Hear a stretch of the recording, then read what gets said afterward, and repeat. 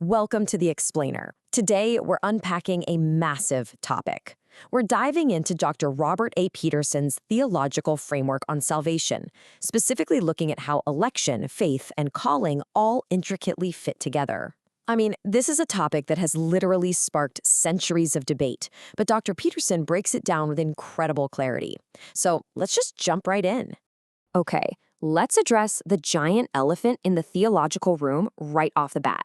If God has already sovereignly chosen or elected who will be saved, what's the point of human effort? Honestly, why should anyone bother preaching, sharing the gospel, or even making a choice to believe? It's a classic philosophical tension, and it's exactly what we're going to unravel today. To answer this, Dr. Peterson maps out a really logical path for us. We'll start by looking at how election and faith interact, why this actually demands a mission, how to handle the ultimate paradox here, the difference between a universal and an effective call, and finally what this actually means for your daily life. So let's start with the order of operations. How do election and faith actually relate to one another? Now here's where it gets really interesting. A super common misconception is that God chooses people because he looks down the corridor of time and foresees their future faith. But the source argues the exact opposite based on passages in John and Acts.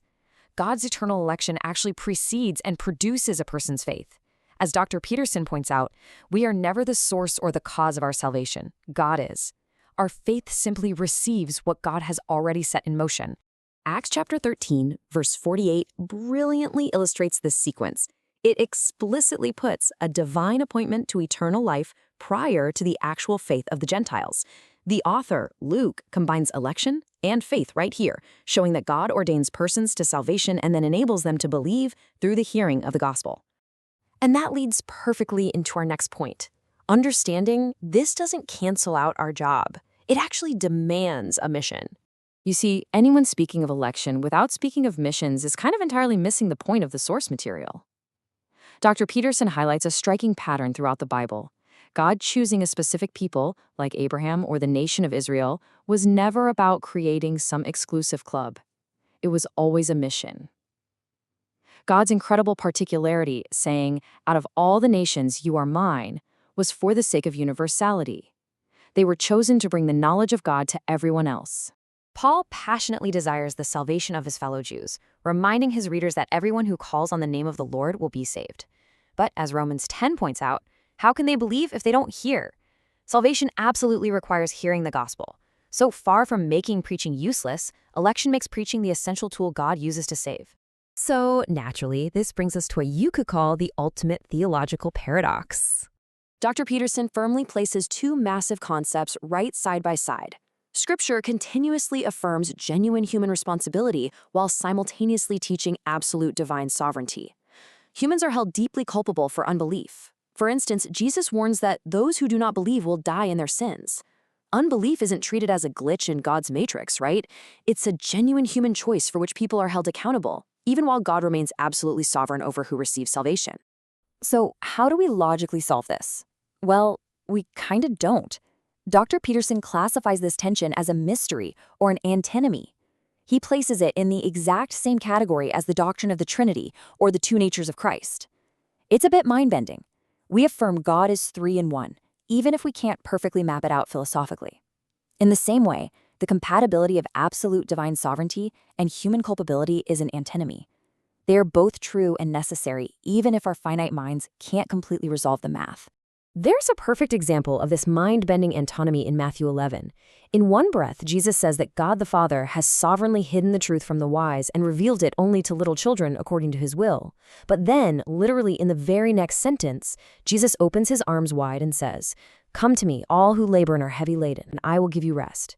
He declares God's absolute decree and issues a genuine universal invitation to all humans at the exact same time. To help navigate this tension, we have to look closely at two very different types of calling. First, there's the gospel call. This is the external, universal invitation intended for everyone indiscriminately. It is the sincere desire of preachers and of God that sinners repent and believe. But because humans are lost, not everyone responds. And that brings us to the effective call. This is the internal summons where God sovereignly and mysteriously draws specific people to salvation. To explain how this effective call actually functions, the source touches on speech-act theory. This is a framework that looks at a statement, the purpose behind it, and the results it produces. Dr. Peterson describes the effective call as a performative summons. That means when God calls inwardly and supernaturally, the call inherently works. It performs the action it states. It's heard, it takes root, and it actually produces genuine saving faith within the listener. And this is where it all comes together. These aren't separate, disconnected events. God effectually calls his people through the gospel call. The internal performative summons works dynamically inside the external preaching of the word. You really can't have one without the other. It inextricably weaves God's eternal plan to save with genuine, freely exercised human faith. Okay, so what? How does this complex theological framework actually play out in real life? Well, Dr. Peterson references a brilliant principle from theologian D.A. Carson here. Carson argues that we need to attend to the function of Scripture. Basically, it's not enough to just know what the text teaches. We have to ask why it teaches it. Doctrines like election and calling aren't just given to us to settle abstract debates or win theological arguments. They have a specific function, and that function is intended to produce very real behavioral changes in us. So, what are those functional changes? Dr. Peterson lists 4 specific short-term practical results that God intends the effective call to produce. First, freedom, but not freedom to just do whatever you want. It's freedom from sinful ways so you can serve others in love. Second, harmony with fellow believers. Third, a life of holiness. And fourth, and this is a tough one, a willingness to suffer for the gospel, following the example of Christ's own suffering. Let's actually zoom in on that second point, harmony. Dr. Peterson points to Colossians 3:15, which says, "Let the peace of Christ rule in your hearts, to which indeed you were called in one body." Modern, individualized cultures often completely misinterpret this as a promise for personal peace of mind, like a lack of anxiety. But the context is entirely collective. You were called in one body. This call to peace is a direct command to actively pursue unity and harmony within the community of believers. And beyond those short-term behaviors, there's a profound long-term effect. God connects this theological calling with our final hope. Understanding that you are effectually called by God's sovereign grace is meant to encourage you with the guarantee of an eternal inheritance, a resurrected body, and ultimately obtaining the glory of Christ.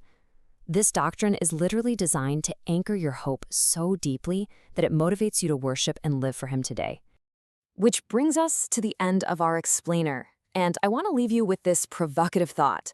We've seen that the tension between God's sovereignty and human choice is presented as an antinomy. It's a mystery we kneel before, rather than a math problem we can perfectly solve. So if this profound theological tension is meant to be humbly lived out through harmony, holiness, and hope, rather than perfectly figured out, how does that reshape your daily actions? Thanks so much for joining us on this explainer today. Keep learning and keep asking the big questions.